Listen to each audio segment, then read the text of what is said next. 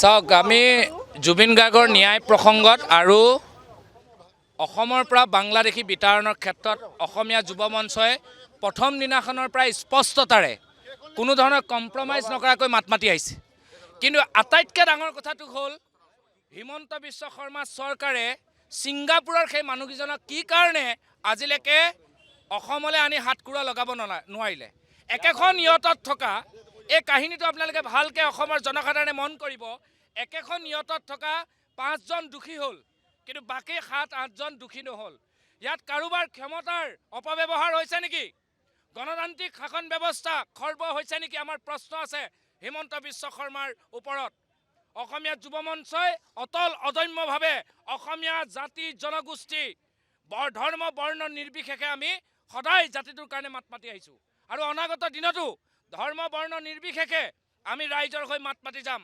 আৰু ইয়াৰ লগতে কৈ থওঁ, কোনো বহিৰাগতৰ উৎপাত ইয়াত দপদপনি নচলিব।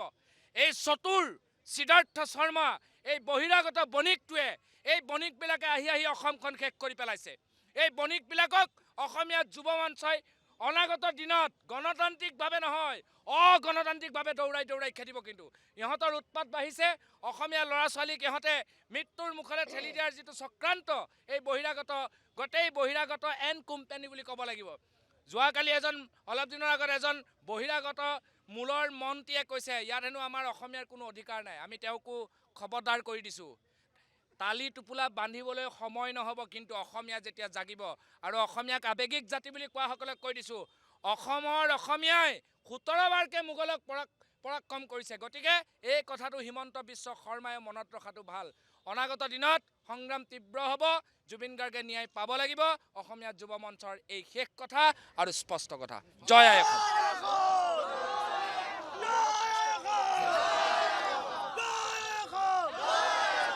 নাই, মুখ্যমন্ত্ৰীয়ে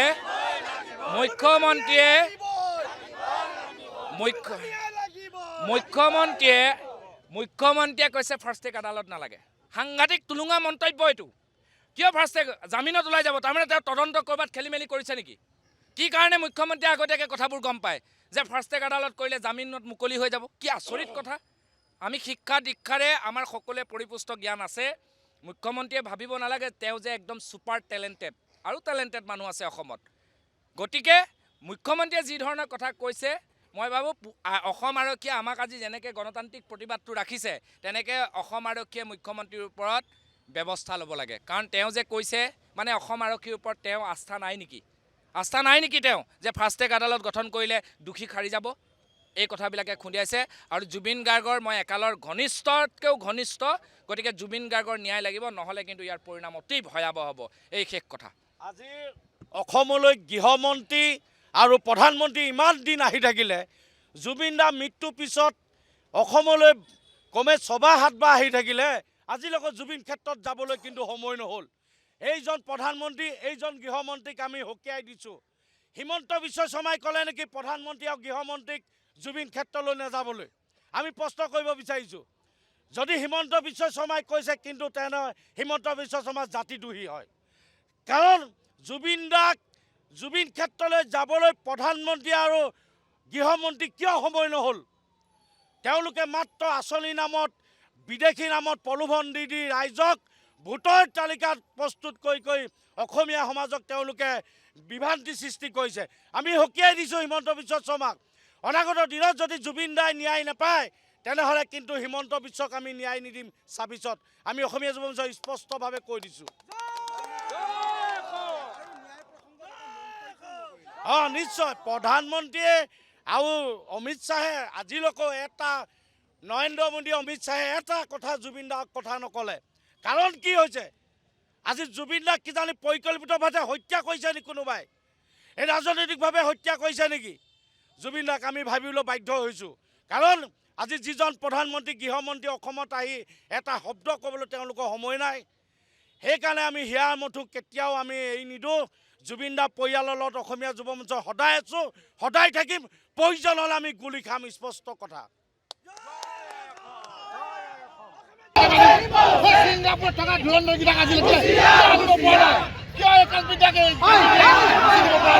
গতিকে অসমীয়া যুৱ মঞ্চত আমি অতি শীঘ্ৰে 5 লাখ সেই ছিংগাপুৰত থকা ধুৰন্ধৰবিলাক চোচৰাই আনিব লাগিব, সেইকেইটাকো ফাঁচি দিব লাগিব, সেইকেইটাকো জেলত দিব লাগিব, সেইকেইটাক যেতিয়ালৈকে জেলত নিদিব অসমীয়া জনতা শান্ত থাকিব।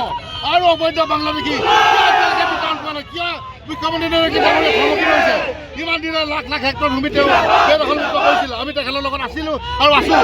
বাংলাদেশী আগত যাব লাগিব, কাৰণ কেলৈ ৰাতি 12টা বজাত ফেচবুকত যেতিয়া আমাৰ বাৰ ভনীক অপকাৰ কৰিম বুলি যেতিয়ালৈকে ভাবুকি দিব পাৰে, ন্যায়ালয় লাগে ভাবুকি দিব পাৰে। চাওক, কথাটো হৈ গ'ল কি, গৌৰৱ গগৈ চেহেৰাটো দেখিছে কিমান ধুনীয়া ল'ৰা, কিমান ধুনীয়া ইংলিছ কয়, ঠিক আছে, একদম খুব ধুনীয়া আছিলে। আমি ভাবিছোঁ খুব ধুনীয়া ভাল কাম কৰিব অসমক লৈ, আৰু বাৰু কৰিব বুলি আশাবাদীও। কিন্তু কথাটো হৈ গ'ল কি, যেতিয়া দেখিলোঁ যে আমাৰ অসমৰে হওক বা ভাৰতৰে হওক গৃহ বিভাগে বা আজি মুখ্যমন্ত্ৰী ডাঙৰীয়াই যেতিয়া এটা ইলিগেঞ্চ আনি দিলে যে তেখেত পাকিস্তানৰ এজেণ্ট, ঠিক আছে, আৰু যিহেতু আমাৰ তেখেতে সংসদ, তাৰপিছতহে বেলেগৰ কাৰণে তেখেতে কংগ্ৰেছৰ সভাপতি। গতিকে যেতিয়া সেই বস্তুটো বাৰে বাৰে আহি আছিলে, তেতিয়া আমি অনুতপ্ত কৰিছিলোঁ বা আমি সেই তেখেতৰ আমাৰ সংসদ কাৰণে, আমাৰ সমষ্টি মানুহ কাৰণে আমি লজ্জিত অনুভৱ কৰিছিলোঁ। গতিকে আমি স্পষ্টীকৰণ বিচাৰিলোঁ যে আপুনি যদি সঁচাকৈ পাকিস্তান গৈছিলে বা কিয় গৈছিলে, কেলৈ গৈছিলে, সেইখিনি স্পষ্টীকৰণ এটা দি দিয়ক, তাত কোনো কথা নাই। গতিকে তাৰ লগে লগে আমি যেতিয়া তেখেতক কথাখিনি কোৱাৰ পিছত তেওঁ নেক্সট ডে তেখেতে স্পষ্টীকৰণ দিছে যে হয় মই পাকিস্তান গৈছিলোঁ, 10 দিনৰ কাৰণে গৈছিলোঁ, বা তাৰপিছত দেখিলোঁ যে তেওঁ ক'ৰবাত বজাৰ কৰিছিলে, ক'ৰবাত শ্বপিং কৰিছিলে। গতিকে পাকিস্তান তেখেতে শ্বপিং আৰু বজাৰ কৰিবলৈ গৈছিলে, বা তেওঁ আধাংগিনী য'ত আছিলে, গতিকে তেওঁ চাবলৈ মন গ'ল, ইতিমধ্যে কৈছে। গতিকে নাভুত নাচুত কান্দৰ নিচিনা তেওঁ উত্তৰ দিয়া নিচিনা লাগিলে। কিন্তু আমি ভাবিছোঁ এইটো সত্যই হয়, কাৰণ কেলৈ তেওঁতো নানা ক'ব তাত ক'ত শ্বপিং মল আছে, কি আছে, ক'ত গাৰ্ডেন আছে, সেইখিনি অলপ ফুৰা মেলা কৰিলে। আৰু দ্বিতীয়তে হৈ গ'ল কি, তো ইমানখিনি যেতিয়া তেখেতে ফুৰা মেলা কৰিলে, গোটেই পাকিস্তানখন চাই আহিলে, গতিকে তেখেতে আমাৰ এতিয়া অধ্যক্ষ তেওঁক যিটো দায়িত্ব দিছে, গতিকে তেওঁ মানে ভাবিলে চাগে যে এইটো তেওঁ যোগ্যতা মানুহ, গতিকে এতিয়া ফিলিপাইনছত তেখেতক দিছে বুলি দিছে। তো তাতোতো এখন ধৰি লওক মিয়া মুছলিম কাণ্ট্ৰি বুলি আমি ইতিমধ্যে গম পাওঁ। তো গতিকে কোনোবা এখনত নহয় কোনোবা এখনতো দিব লাগিব, গতিকে তেওঁ দায়িত্ব পাইছে। তাত কোনো ডাঙৰ কথা নহয় যে ইমান ডাঙৰ দায়িত্ব এটা পদে গৃহ হয় বোলে, গৃহ বিভাগৰ তেখেতে কিবা এটা ডাঙৰ পদবী পাই গ'ল, তেনেকুৱাতো নহয় ন। জাষ্ট এটা অধ্যক্ষ সৰু এটা পদ দিছে নেকি, যিটো যিকোনো খবৰৰ বাবে যোগাযোগ কৰক আমাৰ এই নম্বৰত 9181 307 2221।